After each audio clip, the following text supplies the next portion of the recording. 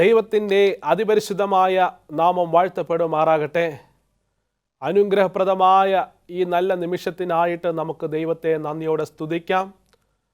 ദൈവത്തിൻ്റെ മാറ്റമില്ലാത്ത വചനം ശ്രവിക്കുമ്പോൾ നാം നമ്മുടെ ഹൃദയങ്ങളെ അതിൻ പ്രകാരം രൂപാന്തരപ്പെടുത്തുവാൻ തക്കവണ്ണം ദൈവം സഹായിക്കട്ടെ. ദൈവത്തിൻ്റെ ആത്മാവ് നമ്മളിൽ പ്രവർത്തിക്കുമാറാകട്ടെ. നമുക്കൊരു നിമിഷം കണ്ണുകളടയ്ക്കാം, പ്രാർത്ഥിക്കാം. മഹോന്നതങ്ങളിൽ വാസം ചെയ്യുന്ന അടിയങ്ങളുടെ കർത്താവേ, അടിയങ്ങളിതാ ദൈവവചനം ദൈവമേ ഗ്രഹിപ്പാൻ തക്കവണ്ണം പോകുന്നു. അങ്ങനെ തിരുസാന്നിധ്യം ഞങ്ങളോടുകൂടെ ഇരിക്കണം. അങ്ങ് തന്നെ വചനം സംസാരിക്കണം. ഞങ്ങളുടെ ഹൃദയങ്ങളിൽ അത് ഗ്രഹിപ്പാൻ തക്കവണ്ണം അങ്ങ് ഇടപെടണം. മാനവും മഹത്വവും അങ്ങെടുക്കണം. യേശുവിന്റെ നാമത്തിൽ തന്നെ ആമേൻ. ഇവിടെ വേദപുസ്തകം നമ്മളോട് പറയുന്നത് സ്മരണയുടെ ഒരു കല്ലിനെ കുറിച്ച് വേദപുസ്തകം നമ്മളോട് പറയുന്നു.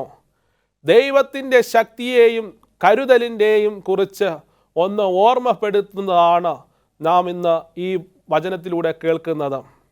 ഇവിടെ ആഹാബ് രാജാവിൻ്റെ കാലഘട്ടത്തിൽ വലിയൊരു ക്ഷാമം അവിടെ ദേശത്തുണ്ടാകുന്നതായിട്ട് നമുക്ക് വേദപുസ്തകത്തിൽ കാണുവാൻ തക്കവണ്ണം സാധിക്കുന്നു. 3 വർഷത്തോളക്കാലം അവിടെ ക്ഷാമം ഉണ്ടാകുന്നതായിട്ടുള്ളൊരു സാഹചര്യം നമുക്ക് കാണുവാൻ തക്കവണ്ണം സാധിക്കുന്നു. അവിടെ ആഹാബിൻ്റെ ബാല്യക്കാരനായിരുന്ന അല്ലെങ്കിൽ പ്രത്യേക പദവി വഹിച്ചിരുന്ന ഒബദ്യാവിനെ വിളിച്ചിട്ട് തൻ്റെ മൃഗങ്ങളെ, അതായത് പ്രധാനപ്പെട്ട ആയിട്ടുള്ള കുതിരകളെയൊക്കെയും വിളിച്ചിട്ട് അവർക്ക് മേച്ചിൽപ്പുറം കണ്ടെത്തുവാനും വെള്ളം കണ്ടെത്തുവാനും തക്കവണ്ണം ഒബദ്യാവിനെ ഏൽപ്പിക്കുന്നതായിട്ട് നമുക്ക് കാണുവാൻ തക്കവണ്ണം സാധിക്കുന്നു. ഒബദ്യാവ് ഇസബേൽ യഹോവയുടെ പ്രവാചകന്മാരെ കൊല്ലുവാൻ തക്കവണ്ണം ശ്രമിച്ചപ്പോൾ 100 പേരെ ഒളിപ്പിക്കുന്നതായിട്ട് നമുക്ക് കാണുവാൻ തക്കവണ്ണം സാധിക്കുന്നു. ഇവിടെ വേദപുസ്തകം നമ്മളോട് സംസാരിക്കുന്നത് 1 രാജാക്കന്മാർ അതിൻ്റെ 18-ാം അധ്യായത്തിൽ ദൈവത്തിൻ്റെ ആ ശക്തിയെക്കുറിച്ച് നമുക്ക് ആ അധ്യായങ്ങളിൽ കാണുവാൻ തക്കവണ്ണം സാധിക്കുന്നു. അവിടെ ഏലിയാ പ്രവാചകൻ ദൈവത്തിൻ്റെ ശക്തി അവിടെ മറ്റുള്ളവർക്ക് കാണിച്ചു കൊടുക്കുന്നതായിട്ട് നമുക്ക് കാണുവാൻ തക്കവണ്ണം സാധിക്കുന്നു. ഇസ്രായേൽ മക്കൾ അന്നുവരെയും ബാലിനെ അനുസരിച്ച് ബാലിൻ്റെ ജീവിതത്തിൽ അല്ലെങ്കിൽ വിഗ്രഹങ്ങളെ ആരാധിച്ചുകൊണ്ട് ജീവിക്കുന്നതായിട്ടുള്ള ഒരു സാഹചര്യമായിരുന്നു. ഇവിടെ ആഹാബ് രാജാവ് ഏലിയാവിനെ കണ്ടപ്പോൾ അവനോട്, നീയാണോ ഇസ്രായേൽ മക്കളെ? ഏലിയാവിനോട് ആഹാബ് ചോദിക്കുന്നതായിട്ട് നമുക്ക് കാണുവാൻ തക്കവണ്ണം സാധിക്കുന്നു. 1 രാജാക്കന്മാർ 18-ാം അധ്യായം അതിൻ്റെ 17-ാമത്തെ വാക്യം പറയുന്നു, ആഹാബ് ഏലിയാവെ കണ്ടപ്പോൾ അവനോട്, ആരിത്? ഇസ്രായേലിനെ കഷ്ടപ്പെടുത്തുന്നവനോ എന്ന് ചോദിച്ചു. എപ്രകാരമാണ് ഏലിയാവ് ഇസ്രായേലിനെ കഷ്ടപ്പെടുത്തുന്നത്? യഹോവയുടെ കൽപ്പനകൾ അനുസരിക്കുവാൻ പറയുന്നത് കൊണ്ടാണോ ഇസ്രായേലിനെ കഷ്ടപ്പെടുത്തുന്നത്? ആഹാബിനെ പോലെ ഇന്ന് അനേകം ആളുകളും ഈ ചോദ്യം ദൈവകൽപ്പന അനുസരിക്കുന്നവരോട് ചോദിക്കുന്നു.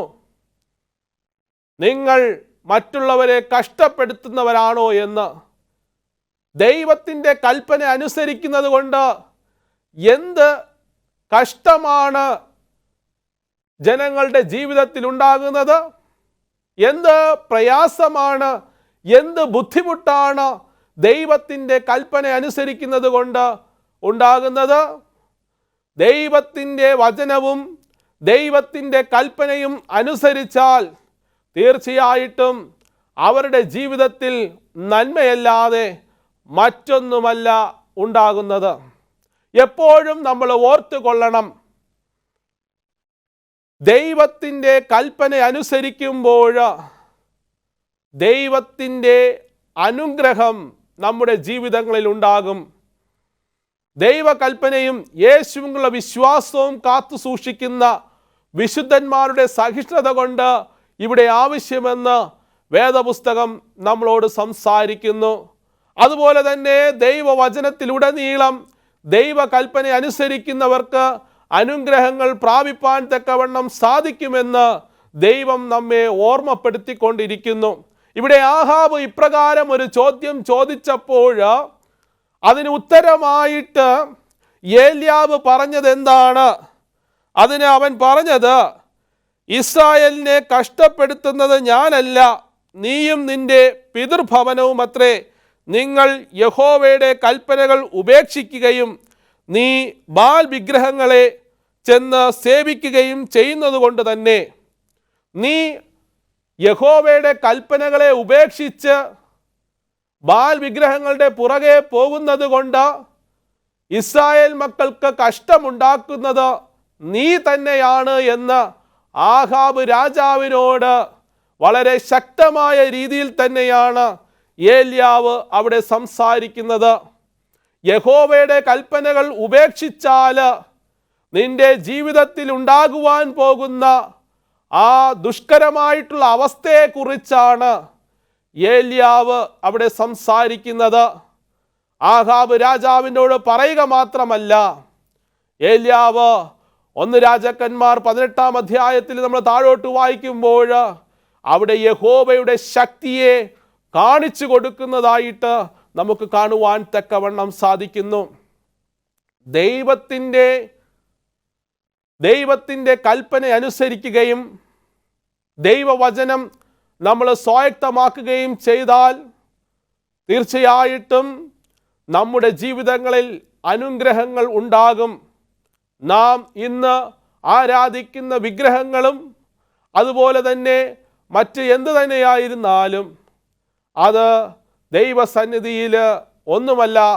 നീ ദൈവകൽപ്പന അനുസരിക്കുകയും യേശുവിനെ സ്വീകരിക്കുകയും ചെയ്തു കഴിഞ്ഞാൽ തീർച്ചയായിട്ടും നിനക്ക് അനുഗ്രഹങ്ങളെ പ്രാപിപ്പാൻ തക്കവണ്ണം സാധിക്കും.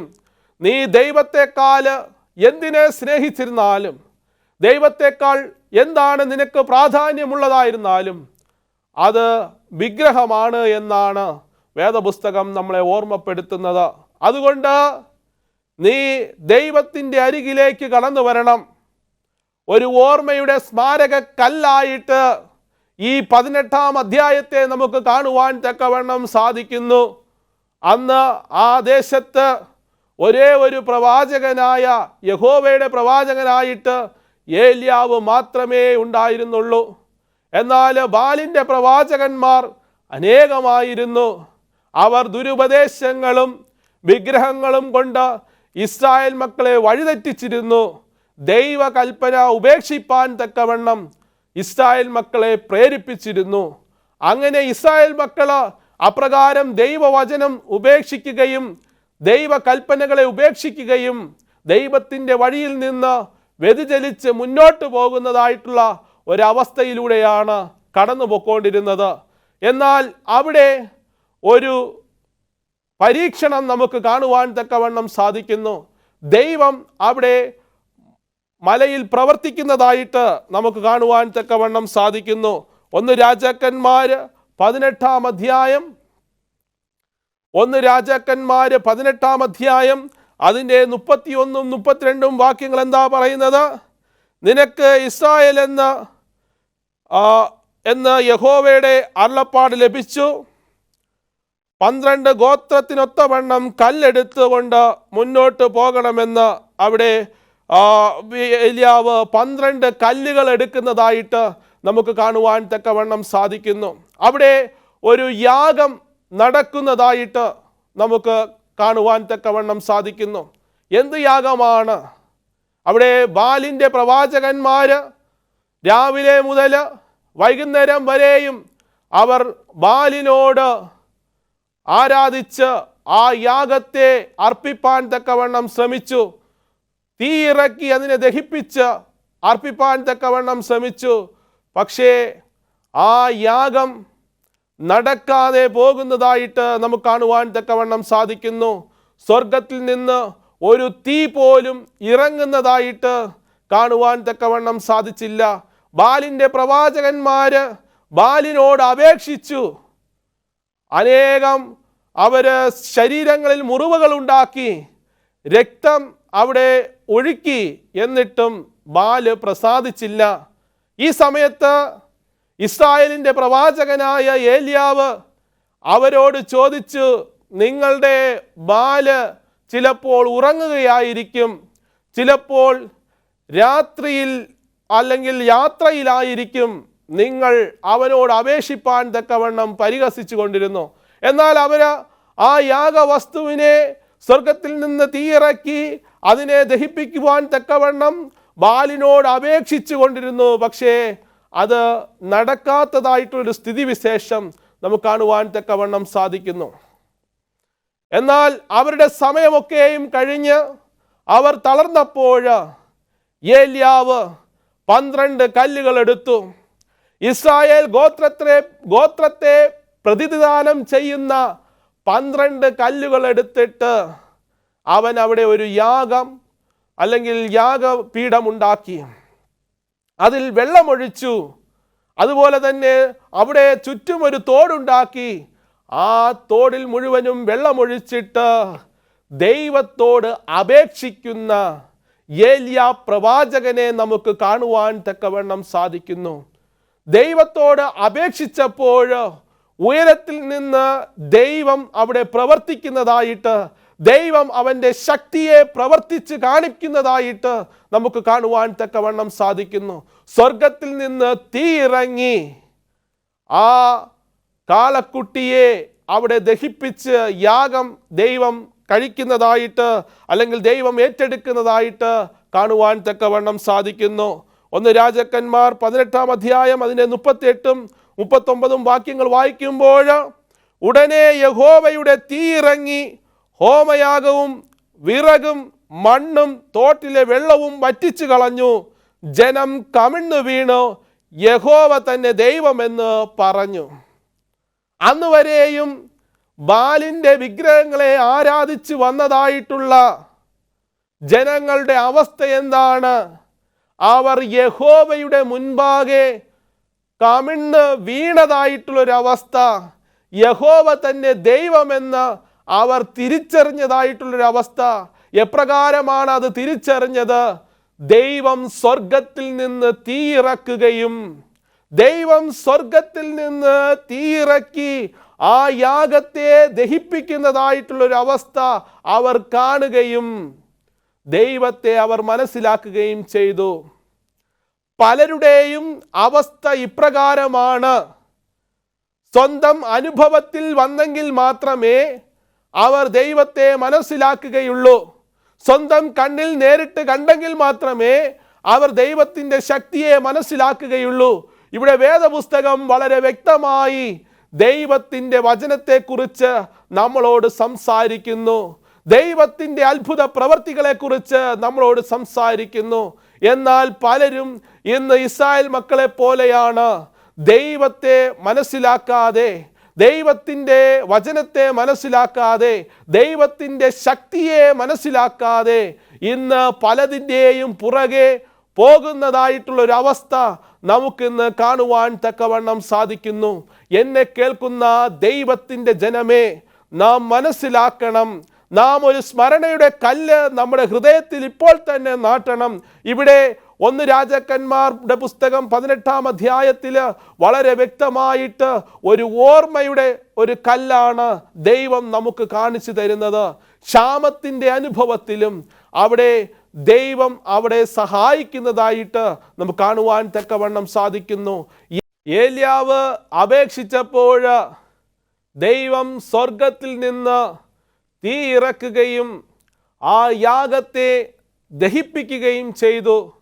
അപ്രകാരം ദഹിപ്പിച്ചപ്പോൾ ജനം അറിഞ്ഞു ബാലിൻ്റെ പ്രവാചകന്മാർ വ്യാജമാണ് എന്ന് അറിയുകയുണ്ടായി. ഇന്ന് നമ്മൾ നോക്കുമ്പോൾ ബാലിൻ്റെ പ്രവാചകന്മാരെ പോലെ അനേകം വ്യാജ പ്രവാചകന്മാർ, കള്ളപ്രവാചകന്മാർ നമുക്ക് ചുറ്റുമുള്ളതായിട്ട് നമുക്ക് കാണുവാൻ തക്കവണ്ണം സാധിക്കുന്നു. ഇന്ന് ഈ ലോകത്തിൽ ദൈവത്തിൻ്റെ വചനത്തെ പല രീതിയിലൂടെ വ്യാഖ്യാനിച്ചുകൊണ്ട് മുന്നോട്ട് പോകുന്ന അനേകം കള്ളപ്രവാചകന്മാരെ നാം തിരിച്ചറിയണം. നമ്മുടെ ദൈവവചനത്തിൽ ദൈവത്തിൻ്റെ വചനം എന്താണോ നമ്മളോട് പറയുന്നത് അതിൻ പ്രകാരം നമ്മുടെ ജീവിതങ്ങളെ ക്രമപ്പെടുത്തണം. ഇന്ന് നമ്മുടെ ജീവിതങ്ങളിൽ നയിക്കപ്പെടുന്ന സംഭവിക്കുന്ന സംഭവ വികാസങ്ങളെ വെച്ചുകൊണ്ട് നിങ്ങൾക്ക് ഇന്ന കാര്യങ്ങൾ സംഭവിക്കുമെന്ന് പറഞ്ഞുകൊണ്ട് അനേകം ആളുകൾ നമ്മുടെ അരികിലേക്ക് കടന്നു വരുന്നു. അവരുടെ നോട്ടം എങ്ങോട്ടാണ്? നമ്മെ വിശ്വാസത്തിൻ്റെ ജീവിതത്തിലേക്ക് നയിക്കുവാനാണോ അവർ താല്പര്യപ്പെടുന്നത്? അല്ല, അവർ മറ്റ് പല കാര്യങ്ങളും നമ്മിൽ നിന്ന് നേടുന്നതിന് വേണ്ടിയാണ് അവരായിരിക്കുന്നത്. അവിടെ ബാലിൻ്റെ പ്രവാചകന്മാർ വ്യാജമാണെന്ന് മനസ്സിലാക്കിയപ്പോൾ ആ ബാലിൻ്റെ പ്രവാചകന്മാരെ എല്ലാം നശിപ്പിച്ച് കളയുന്നതായിട്ട് നമുക്ക് കാണുവാൻ തക്കവണ്ണം സാധിക്കുന്നു. 3 വർഷങ്ങൾക്ക് ശേഷം അവിടെ ദൈവം അനുഗ്രഹമായിട്ടുള്ള മഴ പെയ്യിക്കുന്നതായിട്ട് നമുക്ക് കാണുവാൻ തക്കവണ്ണം സാധിക്കുന്നു. എന്നെ കേൾക്കുന്ന ദൈവത്തിൻ്റെ ജനമേ, ഇന്ന് അനേകം പേര് അത്ഭുതങ്ങളും അടയാളങ്ങളും കാണിച്ചുകൊണ്ട് ഇന്ന് അനേകം പേര് നമ്മുടെ അരികിലേക്ക് കടന്നു വരും. അതുകൊണ്ട് നാം അവരിൽ വിശ്വസിക്കേണ്ടതായിട്ടുള്ള കാര്യമില്ല. ദൈവവചനം എന്താണോ പറയുന്നത് അതനുസരിച്ച് മുന്നോട്ട് പോകണം. മത്തായിയുടെ സുവിശേഷം 24-ാം അധ്യായം നമ്മൾ താഴോട്ട് വായിക്കുമ്പോൾ വൃതന്മാരെ തെറ്റിപ്പാൻ തക്കവണ്ണം അനേകം അത്ഭുതങ്ങളും അടയാളങ്ങളും കാണിച്ചുകൊണ്ട് കള്ളപ്രവാചകന്മാർ കടന്നു വരുമെന്ന്, ഈ അന്ത്യനാളുകളിൽ കടന്നു വരുമെന്ന് വേദപുസ്തകം നമ്മളെ ഓർമ്മപ്പെടുത്തുന്നു. അപ്രകാരം നാം നമ്മുടെ ജീവിതങ്ങളെ അവരുടെ കരങ്ങളിൽ ഏൽപ്പിക്കാതെ ദൈവവചനം എന്താണോ പറയുന്നത് അതനുസരിച്ച് നമ്മുടെ ജീവിതങ്ങളെ ക്രമപ്പെടുത്തുക. ദൈവത്തിൻ്റെ മാറ്റമില്ലാത്ത വചനത്തിൽ നാം ശ്രദ്ധ കൊടുത്തുകൊണ്ട് നമ്മുടെ ജീവിതങ്ങളെ ക്രമപ്പെടുത്തുക. അപ്രകാരം ദൈവവചനം നമ്മെ ഓർമ്മപ്പെടുത്തുന്നു, നീ ദൈവകരങ്ങളിൽ സുരക്ഷിതമാണ്. നീ ഈ പ്രവാചകന്മാരുടെ വഴിയെ പോകേണ്ട ഒരവസ്ഥയില്ല.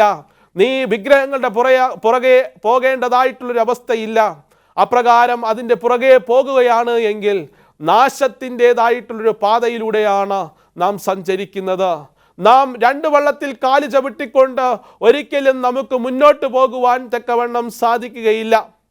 നമ്മൾ വേദപുസ്തകം പറയുന്നു, വെളിപ്പാട് പ്രവചനത്തിൽ പറയുന്നു, ലവോദിക്യ സഭയെക്കുറിച്ച് പറയുന്നു, നീ ശീതവാനുമല്ല ഉഷ്ണവാനുമല്ല.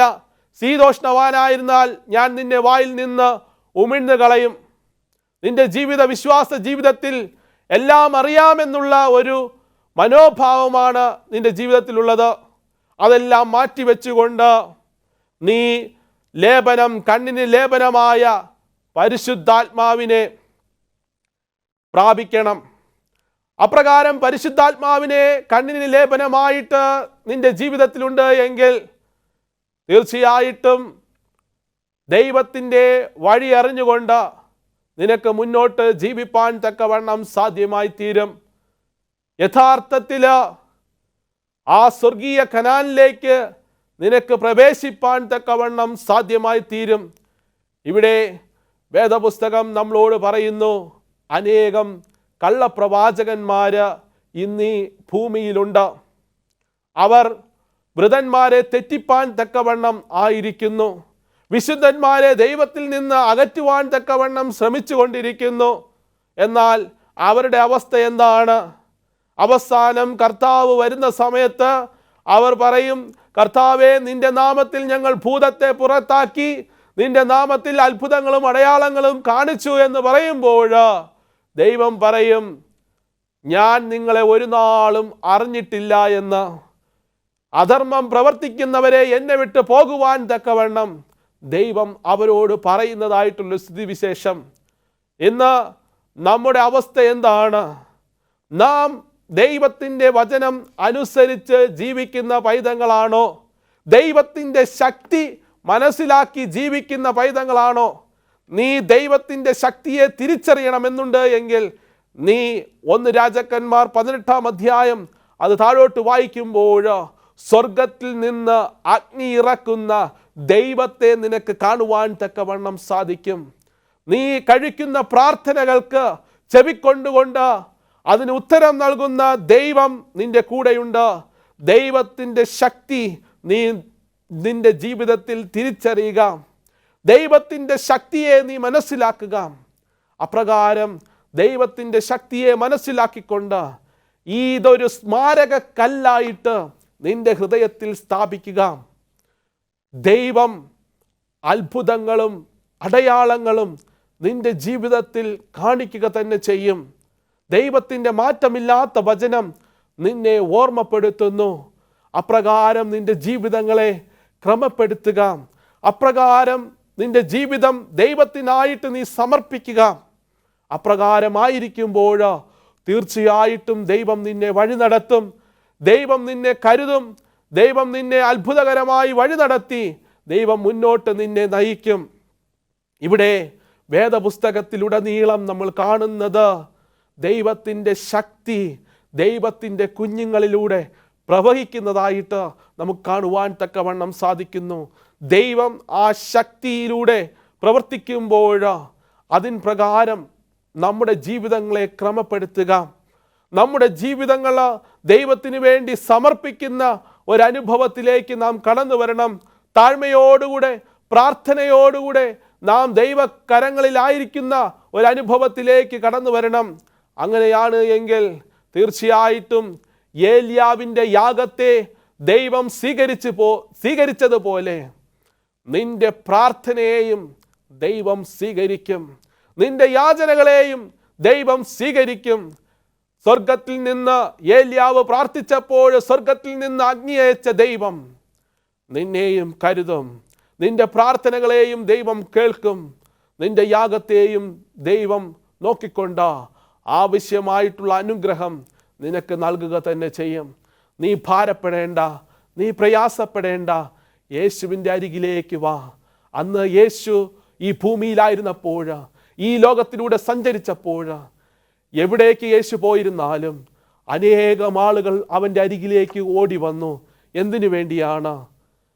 അവൻ്റെ വായിൽ നിന്ന് വരുന്ന വാക്കുകൾ അവർക്ക് ആശ്വാസം പകർന്നിരുന്നു. അവൻ്റെ ശക്തി അവരിലേക്ക് പ്രവഹിച്ചിരുന്നു.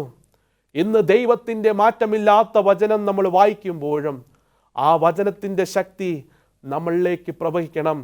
നമ്മുടെ പ്രാർത്ഥന എന്ന യാഗം നാം അർപ്പിക്കുമ്പോൾ ഏലിയാവ് പ്രാർത്ഥിച്ചപ്പോൾ സ്വർഗത്തിൽ നിന്ന് തീ ഇറങ്ങിയതുപോലെ അപ്രകാരം ആ അനുഗ്രഹത്തിൻ്റെതായുള്ള തീ നമ്മുടെ ജീവിതങ്ങളിലേക്ക് ഇറങ്ങി നമ്മെ ശുദ്ധീകരിച്ച് ദൈവത്തിന് കൊള്ളാവുന്നവനായിട്ട് നിലനിൽപ്പാൻ തക്കവണ്ണം ദൈവം നമ്മെ സഹായിക്കട്ടെ.